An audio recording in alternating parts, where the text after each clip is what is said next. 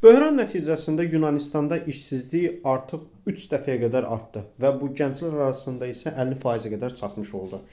Və əgər Yunanistanın borclanmasına fikir verilərsə, görülə bilər ki, 2000-ci illərdən hardasa 2010-cu ilə qədər, 2008-ci ilə qədər ki, böhrana qədər bir sabit borclanma var. Amma böhran müddətində isə artıq borclanma kifayət qədər artdı.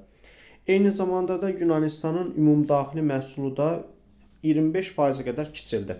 Və bir şey də nəzərə almaq lazımdır ki, burada iqtisadi artım tempi yavaşıdı və hətta gerilədi. 5 il müddətində Yunanistanda iqtisadi geriləmə müşahidə olundu. Yalnız 2017-ci ildən sonra artıq iqtisadi artım başladı. Və Yunanistanda eyni zamanda da borclanma da 2018-ci ildən sonra artıq sabitləşməyə başladı. Yəqin ki 15-16 il bundan qabaq biz tez-tez xəbərlərdə Yunanistan haqqında eşidirdik. Yunanistanda böhran var, Yunanistan problemdədir və s. və ilə axır. Əslində problem nə idi? Niyə Yunanistan böhrandaydı və Yunanistan bu böhranı həll etməkdə də çətinlik çəkirdi? Əslində Yunanistan böhranını anlamaqdan ötürü bir şey vurğulamaq lazımdır. Borclanma. Yunanistanın problemi əslində buydu. Çünki Yunanistan hökumətləri uzun illərdən bəri xərcləmələri həddindən çox eləyirdi.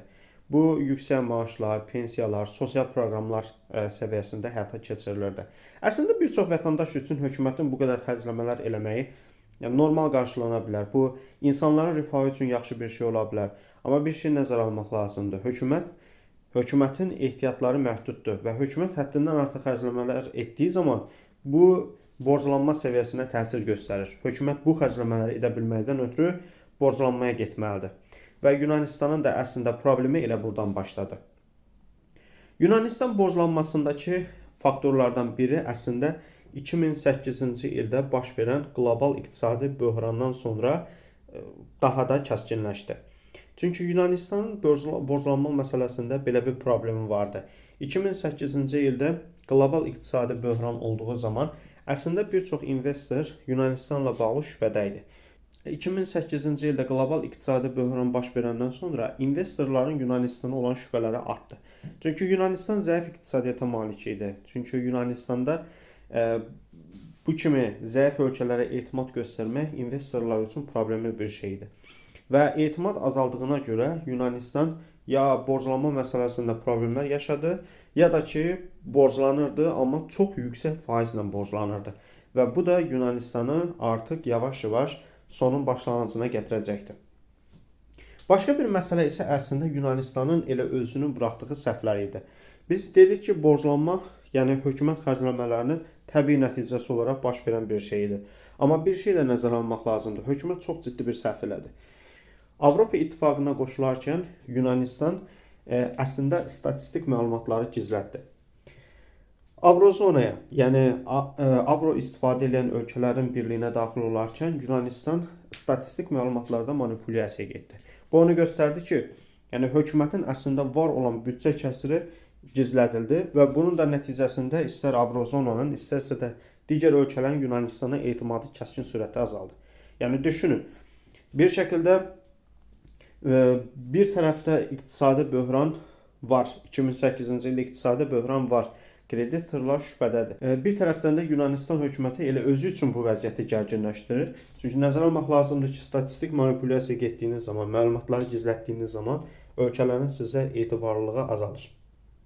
Yunanistanın işini çətinləşdirən vacib obyektiv səbəblərdən biri də əslində Yunanistanın Avrozonada olması idi. Çünki bir ölkənin Avrozonada olması və yaxud da ki, ümumilikdə qlobal və yaxud da regional bir valyuta işlətməsi əslində onun pul siyasəti məsələsinə təsir göstərir. Yəni, ölkə öz pul siyasətində kifayət qədər müstəqil ola bilmir. Əslində Yunanistanda elə problemi buydu. Çünki Yunanistan öz pul siyasətini həyata keçirə bilmirdi. Avro onun milli valyutası deyildi. Öz pulunu çap etdirə bilmirdi və Avropa Mərkəzi Bankının iqtisadi siyasətinə tabe olmuş vəziyyətdə idi. Bəs yaxşı, Yunanistan heç mi yardım almadı, heç mi Yunanistana kömək eləmədilər? Əslində Yunanistana kömək elədilər. Və elan olunmuş proqram Beynəlxalq Valyuta Fondunun, Avropa Komissiyasının və Avropa Mərkəzi Bankının birlikdə hazırladığı Troika adlı bir proqram idi. Troika adlı bir proqramla Yunanistan milyardlarla avroluq dəstək ala bildi. Amma bu dəstək yəni xeyrinə verilməmişdi, pulsuz verilməmişdi və bunun da əvəzində Yunanistan hökuməti bəzi addımlar atmalı idi. Birincisi, Yunanistan hökuməti vergiləri artırmalı idi. Yunanistan hökuməti maaş və pensiyaları azaltmalı idi. Dövlət sektorunda da ixtisarlara getməli idi. Ki bu da əslində Yunanistan üçün heç də yaxşı nəticələr vermədi. Çünki Yunanistanda sosial narazılıqlar artdı, Yunanistanda iqtisadiyyat zəiflədi.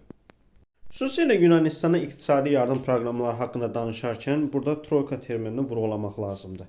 Troika termini əslində Yunan dilində üçlük deməkdir. Burada Avropa Komissiyası, Avropa Mərkəzi Bankı və Beynəlxalq Valyuta Fondunun birgə adı keçir.